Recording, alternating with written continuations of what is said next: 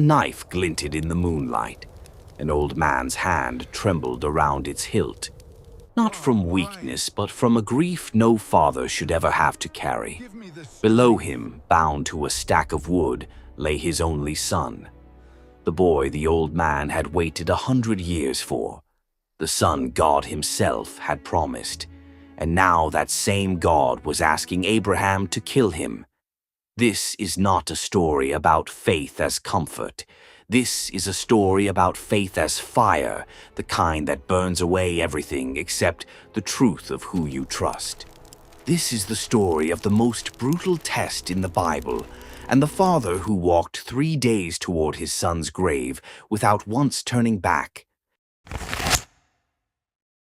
Years earlier, God had made Abraham a promise that seemed impossible, a nation, descendants like the stars, and a son, born not from human effort, but from divine power, when Abraham was 100 years old and his wife Sarah was 90.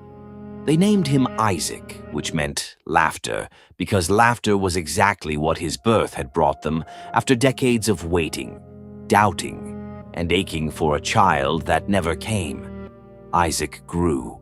He became everything Abraham had hoped for, a boy full of curiosity, gentle-hearted, trusting his father completely. Abraham loved him with the kind of love that reshapes a man. Every promise God had ever made now had a face, a laugh, a set of small footprints in the sand beside his own. Then came the night the voice spoke again. "Take your son, your only son, whom you love, go to the region of Moriah. Sacrifice him there as a burnt offering." The words landed like a blade in Abraham's chest. This was not a request. This was the God who had given him everything, now asking him to hand it back, not in comfort, not in old age, but by his own hand, on an altar he would have to build himself. Abraham said nothing to Sarah. What words existed for this? He rose before dawn, saddled his donkey, split wood for the fire, and called 2 servants and his son. 4 figures moved out into the wilderness before the sun had fully risen, walking toward a mountain 3 days away. 3 days is a long time to carry a secret like that. The journey stretched long and silent. Abraham walked ahead, his eyes fixed on the horizon, his mind a battlefield no one else could see. Every mile brought him closer to the place. Every mile he had the chance to turn back, and every mile he didn't. On the 3rd day, Abraham looked up and saw the mountain in the distance. He turned to his servants. "Stay here with the donkey. The boy and I will go worship, and then we will come back to you." "We will come back."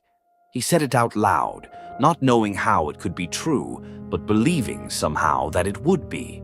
He placed the wood for the burnt offering on Isaac's shoulders. He carried the fire and the knife himself. Father and son began to climb, alone. Isaac broke the silence first. "Father?" "Here I am, my son. The fire and the wood are here, but where is the lamb for the offering?" It was the question Abraham had been dreading since the voice first spoke in the dark.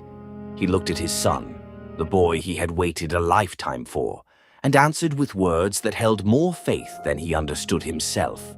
"God himself will provide the lamb, my son." They kept climbing. At the summit, Abraham built the altar with his own hands, stone by stone, arranging the wood exactly as he had 100 times before, for offerings that cost him nothing. This one would cost him everything. He bound Isaac, and the boy did not fight him. He laid his son on the altar. He raised the knife. "Abraham!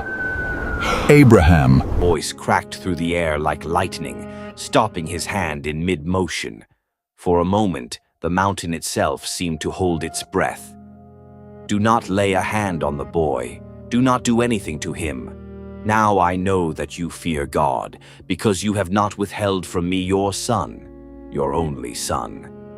Abraham's arm dropped. His chest heaved. The knife slipped from his fingers and struck the stone of the altar with a sound that seemed to echo across the entire mountainside. His legs nearly gave out beneath him.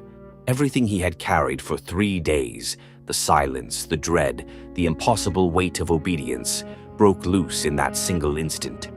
Behind him, caught in a nearby thicket by its horns, stood a ram struggling against the branches. It hadn't been there moments before. It was there now, in that exact place, at that exact moment, exactly as Abraham had promised his son it would be. He staggered to Isaac and untied him with hands that would not stop shaking. He pulled his son against his chest and held him there, longer than any embrace they'd shared before. Isaac didn't ask what had happened. He simply held on, feeling his father's heartbeat slow from a sprint to something almost human again. Abraham took the ram and offered it on the altar in his son's place.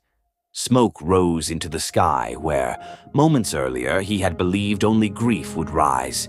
He named that mountain Yahweh Yireh. The Lord will provide, because on that day, a promise spoken to a frightened boy on the way up the mountain had become the truest words Abraham had ever said. The voice from heaven spoke once more, and this time it wasn't a test. It was a covenant sealed in obedience. "I swear by myself," the Lord declared, "because you have done this and have not withheld your son, your only son, I will surely bless you. I will make your descendants as numerous as the stars in the sky and as the sand on the seashore. Your offspring will take possession of the cities of their enemies, and through your offspring all nations on earth will be blessed, because you have obeyed me." Abraham stood on that mountain and felt the full weight of what had just happened settle over him. He had climbed with a knife meant for his son's chest. He was walking down with a promise meant for the whole world. He and Isaac made their way back down the slope together, the sun now fully risen, casting long shadows behind them. Neither spoke much. There wasn't much that needed saying. Isaac walked a little closer to his father than he had on the way up, and Abraham kept one hand near his son's shoulder the entire descent, as if reminding himself again and again that Isaac was still there. At the bottom of the mountain, the servants rose to meet them, and Abraham's promise from 3 days earlier had come true after all. "We will come back to you." He hadn't known how those words could hold. He had simply chosen to believe they would.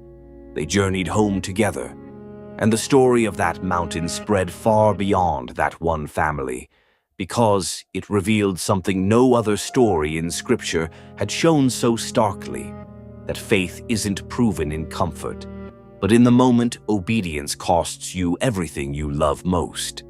Abraham had reached the edge of what a man could bear to give up, and on the other side of that edge, he found that God had never asked him to lose his son at all. He had asked him to trust, completely, painfully, and without reservation. And in that trust, both father and son walked away, changed forever.